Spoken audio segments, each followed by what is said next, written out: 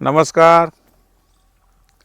संदेश यूट्यूब चॅनलवरती आपल्या सर्वांचं मनापासून स्वागत करण्यात येत आहे. आपण जी निवडणूक 1997ला झाली त्या संदर्भातला आढावा पाहिलेला आहे. आता सन 2002च्या निवडणुकीचा म्हणजे जिल्हा परिषद पंचायत समितीच्या निवडणुकीचा आढावा घेताना आणखी एक वेगळ्या गमती-जमती आपल्याला अनुभवायला मिळालेल्या आहेत.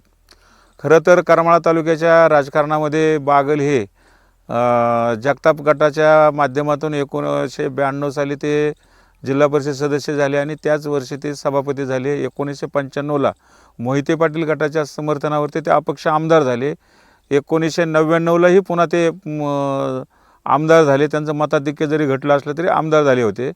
परंतु 1995च्या निवडणुकीनंतर हळूहळू तालुक्यामधलं मोहिते पाटील गटाचं नाव कमी झालं आणि बागल गटाचं नाव पुढं झालं. त्यामुळं अर्थातच मोहिते पाटील समर्थक हे बागलावरती नाराज झालेले होते आणि त्या नाराजीच्या परिस्थितीमध्ये मोहिते पाटील समर्थकांनी बागलांना एक धक्का देण्याचं नियोजन आखलं आणि अर्थातच आदिनाथ सहकारी साखर कारखाना निवडणुकीमध्ये म्हणजे जिल्हा परिषद पंचायत समितीच्या निवडणुकीच्या अगोदर 2001ला ज्या निवडणुका झाल्या त्याच्यामध्ये आदिनाथ सहकारी साखर कारखान्याच्या निवडणुकीत जगताप गटाला मोहिते पाटील गटाचे समर्थक माजी आमदार रावसाहेब पाटील यांचं आणि विद्यमान आमदार नारायणआबा पाटील यांचं म्हणजे तत्कालीन ते पंचायत समितीचे सभापती होते. त्यांनी जगतापांना समर्थन दिलं आणि आदिनाथची सत्ता जगताप गटाकडे गेली होती. त्यानंतर नगरपालिकेच्या निवडणुकीमध्येही त्यावेळेला बागल गटाला पराभव सहन करावा लागला होता.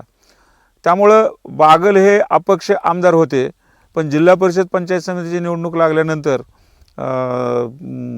तत्कालीन आमदार काही दिगंबरराव बागल यांनी म्हणजे राष्ट्रवादीचे नेते आणि महाराष्ट्राचे माजी उपमुख्यमंत्री विजयसिंह मोहिते पाटील यांच्या नेतृत्वाखाली राष्ट्रवादी काँग्रेसबरोबर जिल्हा परिषद पंचायत समितीची निवडणूक लढवण्याच्या दृष्टीनं निर्णय घेतला आणि त्यांनी मोहिते पाटलांबरोबर या निवडणुकीला आपल्या कार्यकर्त्यांना जाण्याचं आणि आपल्या कार्यकर्त्यांना उभं करण्याचं नियोजन केलं होतं.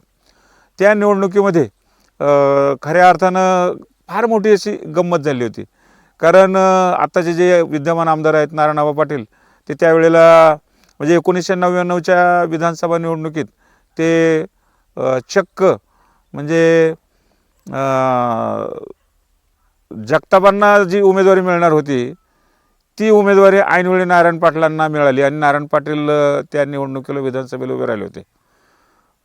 त्यानंतरच्या कालावधीमध्ये पुन्हा म्हणजे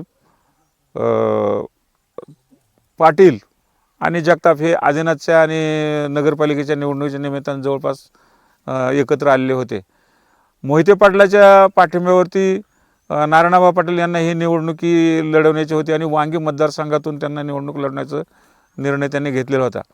त्यावेळेला जगताप हे काँग्रेसच्या पंजाया चिन्हावर होते तर मोहिते पाटील बागल समर्थक हे सगळे राष्ट्रवादीच्या चिन्हावरती निवडणूक लढवण्याचं त्यांचं धोरण होतं आणि त्यावेळेला बागल हे खऱ्या अर्थानं नारायणआबा पाटील यांना उमेदवारी द्यायची का नाही या मनस्थितीत म्हणजे नव्हते. पण तरीसुद्धा बागल समर्थकांची इच्छा नसतानाही नेते विजयसिंह मोहिते पाटील यांच्या सूचनेवरून बागल गटाने नारायणआबा पाटील यांना राष्ट्रवादीची उमेदवारी देण्यासाठी पाठिंबा दर्शवला आणि त्यानुसार तत्कालीन पंचायत समिती सभापती नारायण पाटील हे राष्ट्रवादीकडून वांगी जिल्हा परिषद मतदारसंघातून उभे होते. विशेष म्हणजे जगताप गटानं म्हणजे काँग्रेसनं त्यावेळेला वांगी मतदारसंघातून स्वतःचा उमेदवार दिलेला नव्हता. ही अत्यंत महत्त्वाची गोष्ट आहे. परंतु राष्ट्रवादीकडूनच उमेदवार म्हणून इच्छुक असणारे राजकुमार देशमुख यांनी अपक्ष निवडणूक लढवली आणि त्याचबरोबर उद्धवराव राऊत यांनी पण अपक्ष निवडणूक लढवली. त्यावेळेला राजकुमार देशमुख विरुद्ध नारायण पाटलाचा सामना झाला आणि त्या निवडणुकीत सर्वाधिक मतदान 11,856 हे मतदान नारायणआबांना मिळालं तर राजकुमार देशमुख यांना 32 ते 42 मतं मिळाली आणि उद्धवराव राऊत यांनी 195 मतं मिळाली. 8,614 मताधिक्यानं नारायण पाटील हे विजयी झालेले होते. त्यानंतर जी पुढं जो मतदारसंघ आहे तो वीट जिल्हा परिषद मतदारसंघ आहे. या वीट जिल्हा परिषद मतदारसंघामध्ये आदिनाथचे माजी म्हणजे उपाध्यक्ष चंद्रकांत सरडे हे राष्ट्रवादीकडून उभे होते, तर त्यांच्या विरोधात काँग्रेसकडून जगताप गटाकडून तुकाराम नेमाने यांना उमेदवारी दिली होती. चंद्रकांत सरडे यांना 9,220 मते मिळाली, तुकाराम नेमाने यांना 6,167 मते मिळाली. तर भाजपा सेनेकडून बीडचे ॲडव्होकेट भगवान गिरी यांना 635 मतं मिळाली होती. कोर्टी जिल्हा परिषद मतदारसंघामध्ये राष्ट्रवादीकडून मोहिते पाटील समर्थक भरतरनाथ अभंग यांच्या सौभाग्यवती अंजनाताई अभंग यांना उमेदवारी देण्यात आली होती. तर काँग्रेसकडून म्हणजे जगताप गटाकडून शारदा नवले यांना उमेदवारी देण्यात आली होती. सौ अभंग यांना 8,423 मतं मिळाली, तर नवले यांना 7,305 मतं मिळाली होती. त्यावेळेला अभंग ह्या विजय झाल्या होत्या.